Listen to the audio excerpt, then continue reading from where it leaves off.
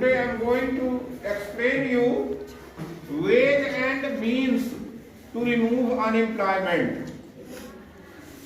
Control the rise in population.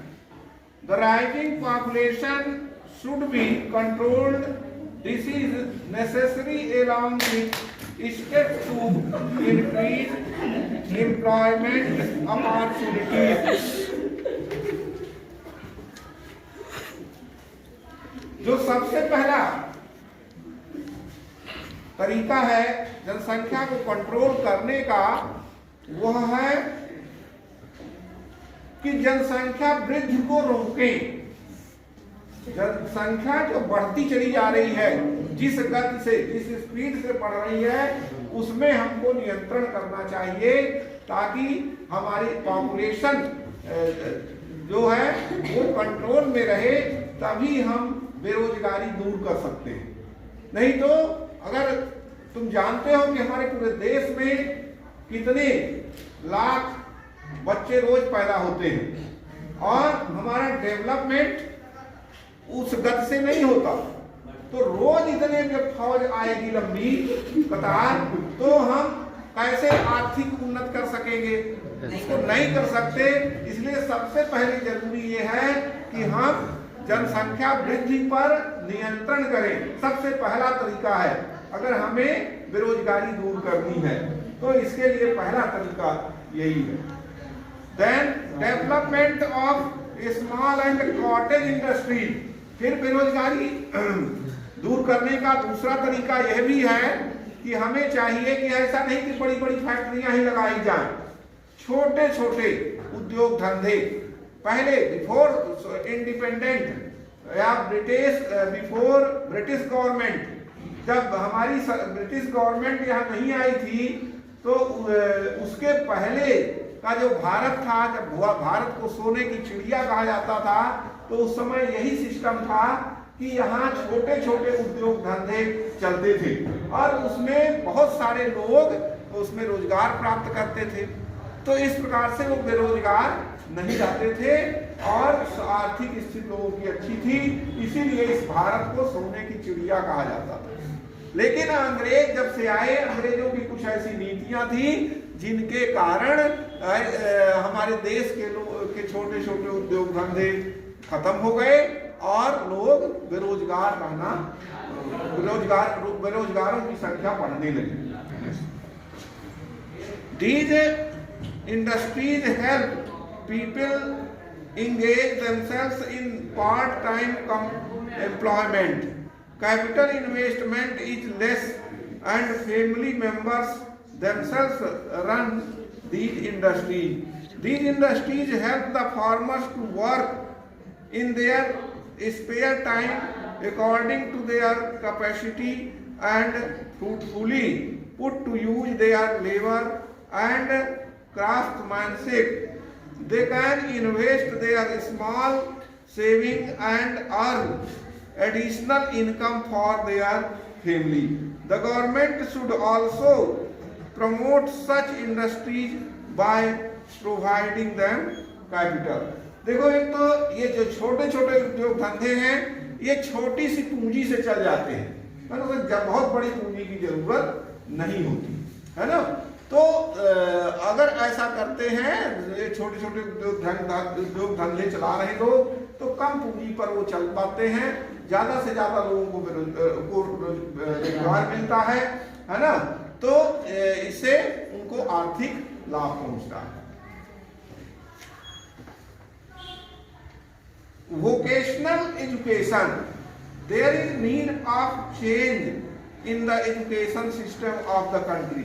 हमारे देश का जो एजुकेशन सिस्टम है वो भी थोड़ा, उसमें भी फॉल्ट है, क्योंकि लोग एजुकेशन लेकर के फिर बेरोजगार भटकते हैं, खुद वो कुछ नहीं कर पाते। उसका कारण है कि वो कुछ उनको समझ में नहीं आता कि हमको क्या करना चाहिए। इसके लिए वोकेशनल एजुकेशन होना चाहिए, जिससे कि the student should be encourage and help to opt for employment oriented courses after passing high school examination. This will enable them to get employment. ऐसा ऐसी शिक्षा होनी चाहिए कि जिससे बच्चे हाई स्कूल और हायर सेकेंडरी पढ़ने के बाद वो पढ़ना चाहते हैं तो ठीक है, नहीं पढ़ना चाहते तो स्वयं कोई ऐसा जॉब वो अर्जित कर सके, ऐसा काम वो अपने से कुछ कर सके। तो इस प्रकार का एजुकेशन दिया जाना चाहिए। Investment in public sector should be made on a large scale or to remove unemployment in the private sector. Also setting up large industrial units which are labor intensive should be set up. Government should control and regulate setting up of capital intensive large industrial units where less human labor inputs is needed, otherwise it will give rise to unemployment. So देखो, public sector, investment in public sector should be made on a large scale, है ना। Public sector पर investment होना चाहिए। अगर बड़ी बड़ी factory केवल खोलेंगी तो क्या होता है, देखो आजकल बड़े बड़े इंडस्ट्रीज हैं और उनमें सारे काम मशीन के द्वारा किए जाते हैं, वहाँ लोगों की जरूरत ही बहुत कम रह गई है। अब आजकल बहुत सब काम मशीन से होने लगा है, मशीनें बन गई हैं। जैसे तुमने देखा होगा ये नेशनल हाईवे है, सड़क है, पहले जब बनते थे तो इसमें लेबर से काम होता था, है ना, बहुत सारे लेबर रहते थे, वो सारा काम करते थे। आजकल देखोगे सड़क बनती है तो वहां लेबर नहीं दिखती, मशीन दिखती है ना। 2-4 मशीनें रहती हैं जो सारा काम कर लेती हैं, लेबर भी 4 से 10 हो गया, बस उतने में ही काम हो गया, नहीं तो सैकड़ों लेबर होते थे। तो यद्यप इसमें था कि लेबर जब लगते थे उनको रोजगार मिलता था, अभी उनको रोजगार नहीं मिल रहा है, और मशीन कर रही है। यद्यप ये है कि मशीन जो करती है और अच्छा काम करती है, लेबरों से भी ज्यादा अच्छा काम कर लेती है ना, और ज्यादा काम कर लेती है, मशीनें हैं। देखो खुदाई का काम तुम लोग नाली के यहाँ रोड किनारे देखते हो, जो पाइप बिछाते हैं तो एक जेसीबी लग जाती है तो वो बहुत खुदाई कर डालती है ना, और उतना लेबर अगर खोदने को लगाते तो बहुत लेबर लगते। तो इस प्रकार से ये जो अनएम्प्लॉयमेंट है, बेरोजगारी, इसकी वजह से बढ़ रही है, और उनके ये कुछ निदान बताए जा रहे हैं, कैसे निदान किया जा सकता है। Development of subsidiary occupation in the rural area, subsidiary occupation like dairy development, pisciculture, poultry, horticulture and floriculture should be encouraged. Development of subsidiary occupation, ये कह रहे हैं कि ऐसा कुछ ऐसे जिसमें सब्सिडी दी जाए, कुछ छूट दी जाए लोगों को।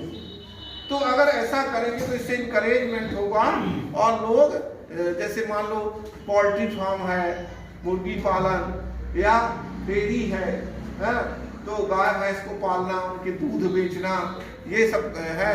तो इसमें अगर सब्सिडी कुछ दी जाए, छूट दी जाए, तो लोग इनकरेज होंगे और उससे कुछ अपना व्यवसाय करेंगे। ट्रेनिंग फैसिलिटी होनी चाहिए। Facilities for training of unskilled workers should be organized for this. Training centers should be opened as per the demand of for labor in specific trades sector mobility, or labor should be encouraged by giving them necessary help and assistance. Training centre खोले जाने चाहिए। अगर कुछ लोगों को ऐसे training दी जाए कुछ काम करने की, कि कोई छोटे छोटे उद्योग धंधे करें, कुछ करें, तो ऐसे छोटे मोटे काम की ट्रेनिंग उनको दी जाए, तो जो लोग अनस्किल्ड हैं, जो नहीं जानते क्या करना चाहिए, पढ़ लिख करके बेरोजगार घूमते रहते हैं, तो उनको कुछ काम मिल सकता है। Extension of rural employment scheme, development scheme for the rural areas should be extended. Furthermore, agriculture service centers should be opened. Self-employment program, Jawahar Rozgar Yojana, Samriddhi Yojana, etc. should be extended further. The Prime Minister Rozgar Yojana, employment guarantee scheme, etc. should also be extended in cities.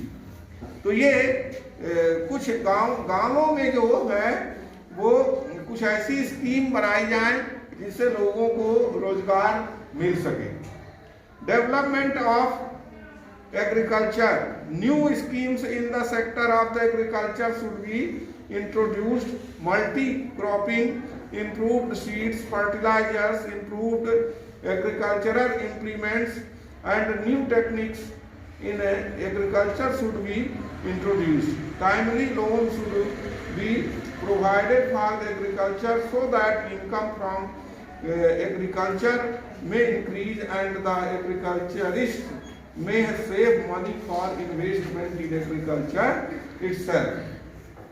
तो देखो जैसे agriculture में है, गांव में लोग खेती पर निर्भर करते हैं और उनके पास क्योंकि इनकी इतनी इनकम नहीं होती कि कभी कभी तो उनको खेत की अच्छी तरह से जुताई करवाने के लिए और हाई क्वालिटी के बीज है ना, हाइब्रिड बीज खरीदने, फर्टिलाइजर्स खरीदने के लिए भी पैसे उनके पास नहीं रहते. तो गवर्नमेंट अगर इनको किसानों को थोड़ा सा मदद करे और उनकी हेल्प करे, ये जो हाइब्रिड के सीड्स हैं वो दिलाने में, फर्टिलाइजर्स उपलब्ध कराने में, तो क्या होगा, किसान जो हैं उत्साहित होंगे और वे लोग ये अच्छी तरह से खेती कर पाएंगे और अच्छी पैदावार ले सकेंगे. तो इस प्रकार से उनकी ये बेरोजगारी दूर होगी, उसमें और कई लोग लगेंगे, तो देश की आर्थिक उन्नति होगी. So dear students, I hope you have understood the topic. Thank you very much.